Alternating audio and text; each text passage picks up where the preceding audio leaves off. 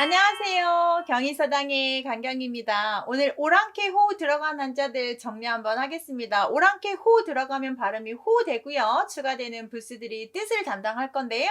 그런 걸 한번 정리해서 공부하시면 쉽게 10분 안에 많은 한자를 배우실 수 있습니다. 혹 재택이 있으신 분들은 80페이지에 좀 정리를 해놨습니다. 참고하시면 좋겠습니다. 없으셔도 끝까지 시청하시면 재밌게 보실 수 있습니다.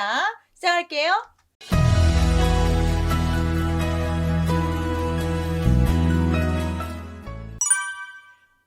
오랑캐 호자 한번 배우시고요. 호수호 배우고 풀호자 한번 배우시죠. 산호호, 나비호, 마늘호자도 한번 배우시겠습니다. 첫 번째 오랑캐 호자인데요. 오랑캐 호의 부수가 좀 특이합니다. 달월자가 부수여야 되는데 고기 육자로 부수를 칩니다. 좀 특이하죠. 왜냐면 고기 육자 부수하려면 이 달월이 앞에 와야 된다거나 아래 와야 되거든요. 이것만 예외로 치면서 달이 아니라 사람을 뜻하는 어떤 민족을 뜻하는 육달월의 뜻이 가야 되기 때문에 이렇다고 하니까 잘 보시고요. 앞에 있는 옛꽃자가 호 발음을 해주는 걸로 이해하시면 되겠습니다. 나이가 먹은 사람의 턱 밑에 있는 살을 뜻하는 한자인데, 예를 들어서 턱에 수염이 난 북쪽 오랑캐 만주 사람을 뜻하는 말입니다. 그래서 우리가 오랑캐 그러면 중국 만주 위쪽 북쪽에 있는 오랑캐 여진족들을 좀 생각하면서 외우시면 좋겠습니다. 이렇게 돼서 이 오랑캐하고 관련된 말들은 지금 우리 현재까지도 우리나라에 호라고 붙는 것들이 다 거기에서 유래한 한자라고 하는데요. 예를 들어서 중국이 쳐들어올 때는 다 앞에다가 연도를 뜻하는 천간지지 명칭을 넣고 호란, 병자호란 뭐 이런 식으로 표현하잖아요. 호인이다 그럼 오랑캐고요. 호초도 그 위에 있는 사람들이 산초나무를 이렇게 만들어서 향신료로 먹었던 거 우리는 발음을 후추라고 하는 거거든요. 그래서 호 들어가는 것들, 호빵이라든지 호떡이라든지 호주머니라든지 이런 거 다 오랑캐하고 연관된 단어라고 하네요. 호수자 보시면 물수하시고 오랑캐호가 발음만 준 걸로 보십시오. 오랑캐호를 굳이 해석하시고 싶으시다면 오랑캐가 사는 곳에 있는 호수라고 하시면 좋겠죠. 턱 및 살처럼 쭈글쭈글하게 생긴 호수라고 제가 약간 의역을 했고요. 호 발음과 물만 갖다 쓰는 한자고요. 호수라든지 자연호라든지 호자만 해결되면 쉽게 볼 수 있는 한자예요. 풀호자는 쌀미입니다. 쌀에 어떤 풀기가 있죠. 옛날엔 풀 없을 때 그좀 편지 붙을 때 밥티로 했잖아요. 그래서 오랑캐들이 쌀로 풀을 만들더라. 이 쌀을 물 많이 넣고 끓이면 죽이 되고 더 물을 많이 넣으면 풀이 되죠. 그래서 호구지책이라는 말 좀 알아두십시오. 풀호 입구예요. 입에 풀칠한다. 이 말 들어보셨죠? 그게 호구인데요. 지책, 꾀책. 겨우겨우 먹고 살 수 있을 정도의 계책이기 때문에 겨우 먹고 살아가는 방책이다, 호구책이다. 어쩔 수 없이 최선의 방법으로 하나 알아내는 것들을 호구책이라고 합니다. 입에 풀칠한다 생각하시면서 외우시면 잘 외워질 것 같아요. 자, 산호자인데 제가 그림을 좀 찾아왔어요. 이게 산호라는 그림이에요. 사진인데요. 오랑캐들이 가지고 다녔던 보석 산호예요. 산호 해석을 보면 산호과의 자포동물인데요. 산호충이 모여서 나뭇가지 모양을 형성하고 바깥으로는 무르고 속이 단단한 석회질로 되어 있어서 속을 가공하여 장식품으로 쓴대요. 근데 겉을 뜯어내고 안걸 쓰는 거죠. 그래서 이게 산호 그림이 있어서 알록달록해서 예쁘게. 자, 보석을 뜻하는 부수 정확하게 구수록자 를 썼고 점은 빼고 쓰는 거 아시죠? 자, 나비호자는 장자이하게 정말 많이 나오는데요. 앞에다 벌레총 쓰시고 뒤에 오랑캐 호자를 써서 발음을 주는 것 같습니다. 벌레총이 들어가면 파충류나 곤충류나 이런 거에도 쓰고 벌레에도 쓰고 쓰는데요. 호숫가에 날아온 나비라고 할게요. 호접지몽이라고 해서 호접, 나비예요. 나비 접자입니다. 장자가 꿈을 꿨는데 꿈속에서 자기가 나비로 변했습니다. 그래서 막 이렇게 꿈을 꾸고 깨어났는데 갑자기 생각이 드는 게 내가 정말 나비였나? 나비가 방금 깨어난 나로 되었나? 내가 나비인가? 나비가 난가? 이렇게 해서 무라일체의 경지의 경험을 하고 자연과 사람이 하나라는 경험을 예화로 들었던 이야기로 유명하죠. 그래서 무라일체의 경지, 호접지몽이라고 할 때 많이 나오는 한자예요. 마늘 호자를 볼게요. 풀초를 써서 식물을 뜻하고요. 오랑캐 호자가 호인데요. 오랑캐들이 좋아하는 마늘이라고 했습니다. 설마 좋아했을까요? 오랑캐들이 즐겨 먹던 마늘, 호리병박의 의미도 지니고 있다고 하는데요. 마늘을 좀 좋아하는 건 동양인들이 많이 좋아하죠. 그래서 호과 박의 일종이라고 해서 오이과자가 박과를 뜻할 때 쓰는 부스거든요. 호리병박을 열리는 일련의 식물이라고 합니다. 마늘 호자 한번 살짝 알아두셨으면 좋겠어서 호 발음은 좀 쉬웠네요. 오늘은 알리꼬 들어간 한자 정리 한번 하겠습니다. 알리꼬에 정말 어떤 한자 부수들이 들어가면 많이 변합니다. 그런 것들을 좀 정리할 필요가 있고요. 발음도 약간 변하거든요.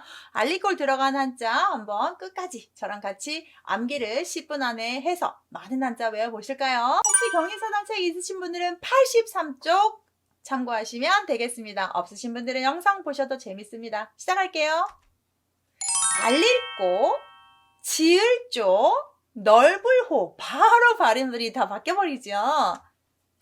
또 밝을호, 힐호, 독할혹 이렇게 해서 고, 혹 이런 식까지 발음이 됩니다.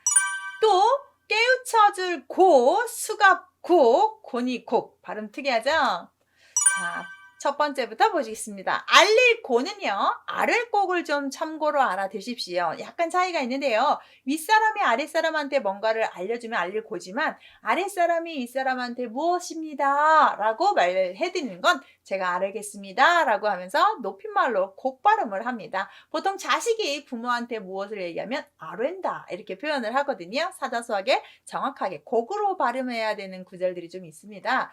위에를 저는 속으로 봤습니다. 그리고 아래를 입구로 봤는데요. 옛날이나 지금이나 소고기는 상당히 비싸고요. 귀합니다. 소 입구를 써서 소를 제물로 바친 후에 조상에게 고합니다. 그래서 고사 지낼 때 생각하시면 되는데요. 뭔가 소에 대해서 이렇게 했습니다. 아니면 소를 바치니 우리가 이렇게 하니까 잘 해주시오 라고 하는 것들이요. 광고, 경고, 고백, 고발, 고소, 푸고 이런 식으로 알려준다라는 뜻을 갖고 있는데요.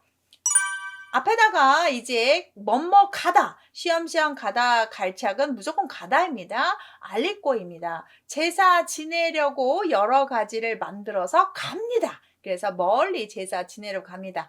알릴꼬 뭔가 고사 지내러 가요. 지을조 만들어서 가야겠죠. 지을조 만들조입니다. 그래서 만들다기 때문에 조작하다, 개조하다, 위조하다, 인조 사람이 만든 거, 제조하다, 창조하다 이런 식으로 만들다라고 생각하시면 좋겠습니다. 고가 조가 됐기 때문에 조심하셔야 되고 실용 한자로 상당히 많이 나오고 4급 정도에서 정확하게 나오는 한자예요.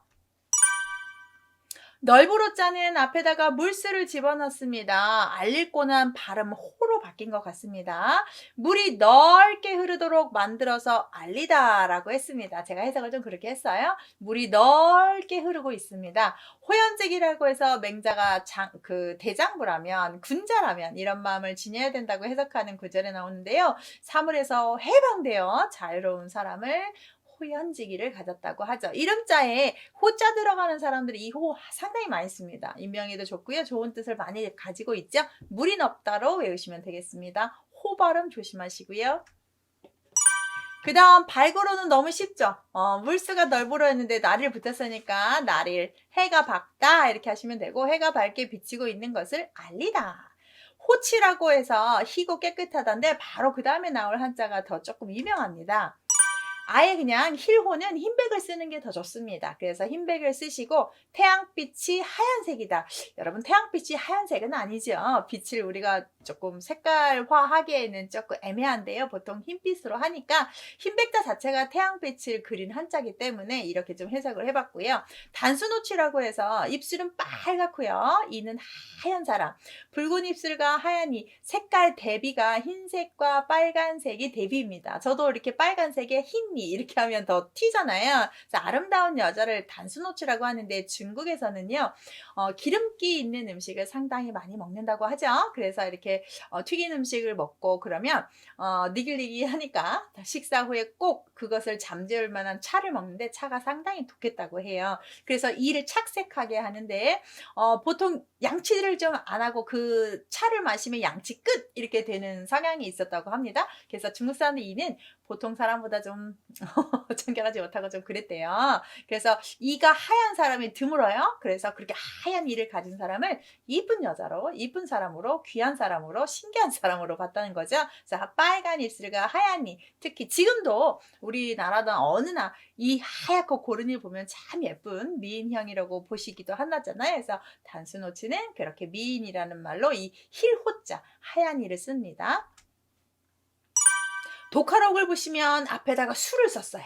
알리꽃자입니다. 술이 독하다는 뜻인데요. 아주 도수가 높은 거예요. 조상에게 고하는 제상에 쓰는 술은 독하다. 뭔가 이렇게 독한 술을 사용하였다는데 독한 술 만들려면 상당히 힘들었을 거라고 생각합니다. 그래서 바친다는 뜻을 갖고 있는 것 같고요. 혹독하다, 혹평을 하다, 참혹하다, 잔혹하다, 가혹하다, 혹한이다. 뭔가 좀 다 센 느낌 아닙니까? 뭐하다, 뭐하다. 맞아요. 진짜 좀 독하다라고 표현하는 것은 평범하지 않은 표현이지요. 그럴 때 쓰는 한자고요. 혹자, 여러분 혹독하다, 혹한이다 많이 쓰는 말입니다. 깨우쳐줄 고자인데요. 그대로 이제 고발음 왔습니다. 아랫사람한테 말로 잘 가르쳐 알려줘 깨우치는 겁니다. 알려주다라는 뜻이고요. 고개라고 해서 깨우쳐주는 겁니다. 깨우쳐주려면 때로는 몸소 보여주기도 하고 아니면 말로 타이르기도 하고 때로는 또 어떻게 합니까? 깨우치는데 많은 방법이 있지만 두 가지 방법을 다 쓸 수도 있죠. 말로 하면서 몸으로 보여주면서 이렇게 할 수도 있고요. 그래서 말로 경계하게끔 하고 알려주게 하고 이렇게 하면 안 된다고 알려주는 것이죠. 수갑곡인데요. 사진을 가져왔어요. 수갑 중에서 잘 보시면 죄인에게 나무로 만들었어요. 그때는 쇠가 없으니까 알리고자인데 여기에 질곡이라고 그래서 이 질자는 착고질이고요. 곡자는 지읒은 수갑이에요. 수갑은 손에 차는 거고요. 착고는 발에다 차는 거거든요. 그래서 제가 이렇게 해왔습니다. 이게 발에 차는 게 착고고요. 이렇게 손에 차는 게 수갑입니다. 그래서 두 개를 다 묶어버리는 것을 우리가 감옥에 가둘 때 자유를 속박할 때 이렇게 씁니다. 질곡 아래 이렇게 생겼어요. 이렇게 특이하죠. 그 다음 고니곡자는 새고요. 고니새고요. 정곡을 찌르다 이럴 때 한번 생각하시면 좋겠습니다. 많이 쓰는 말이죠. 관역의 한복판이 되는 점인데요. 목표나 핵심에 비유인데 곤이라는 새가 멀리서 보면 이렇게 눈 쪽이 우리 큰 관역표처럼 거기에 명중하는 그것처럼 보였다고 해요. 그래서 고니새의 그런 얼굴, 눈, 관역 생각하면서 거기를 정확히 찍었다 해서 정곡이라고 했다고 하는 설이 있네요. 자, 이렇게 알리고 마무리하겠습니다. 수고하셨습니다.